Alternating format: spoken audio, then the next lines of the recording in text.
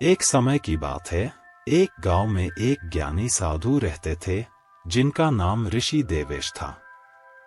लोग दूर दूर से उनकी सलाह लेने और उनके ज्ञान से लाभ उठाने आते थे। एक दिन एक युवा शिष्य आदित्य, जो जीवन में सफलता की खोज में था, ऋषि देवेश के पास आया और उनसे एक सवाल पूछा और कहा, महाराज, मैं जीवन में सफलता प्राप्त करना चाहता हूँ, लेकिन मैं अक्सर अपने विचारों और भावनाओं को दूसरों के सामने व्यक्त कर देता हूँ, जिससे कई बार समस्याएं उत्पन्न होती हैं। क्या आप मुझे ऐसा कोई तरीका बता सकते हैं जिससे मैं शांत और सफल रह सकूं?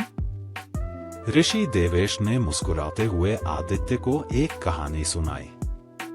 एक बार की बात है, एक गांव में एक बहुत ही चतुर और प्रखर वाक्पटु व्यक्ति रहता था।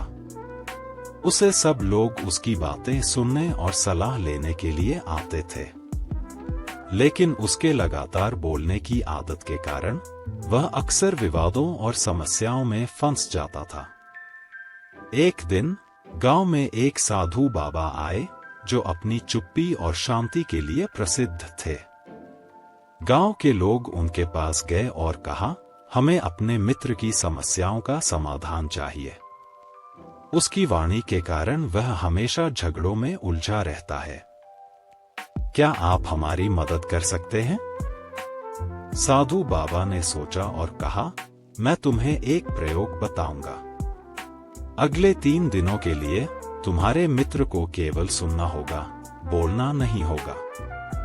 देखो क्या होता है।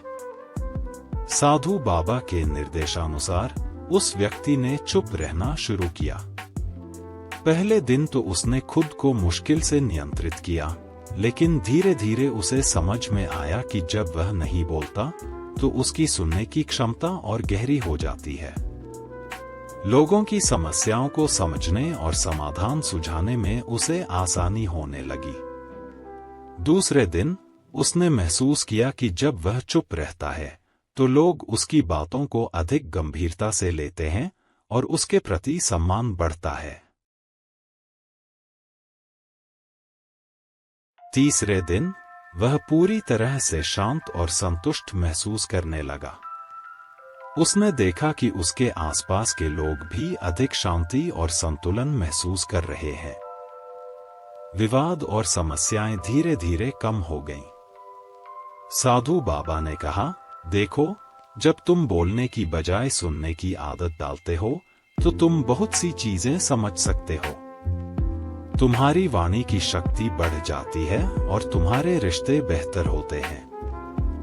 चुप रहने का मतलब यह नहीं कि तुम कमजोर हो, बल्कि इसका मतलब है कि तुम विचारशील हो और सही समय का इंतजार कर रहे हो।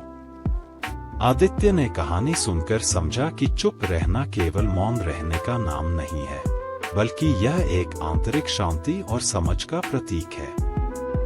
उसने अपनी जिंदगी में चुप रहने की कला को अपनाया और देखा कि उसकी समस्याएं कम हो गईं और उसके रिश्ते बेहतर हुए।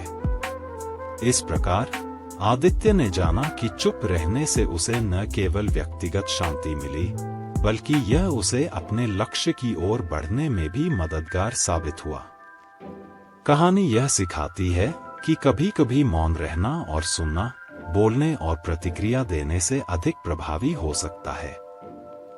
शांत रहकर हम गहरी समझ और सच्ची शांति प्राप्त कर सकते हैं। अगली कहानी आपको किस टॉपिक पर चाहिए, मुझे कमेंट में जरूर बताएं और जाते जाते चैनल को सब्सक्राइब और शेयर जरूर करें। आपके लाइक और सब्सक्राइब से मेरा हौसला बढ़ता है।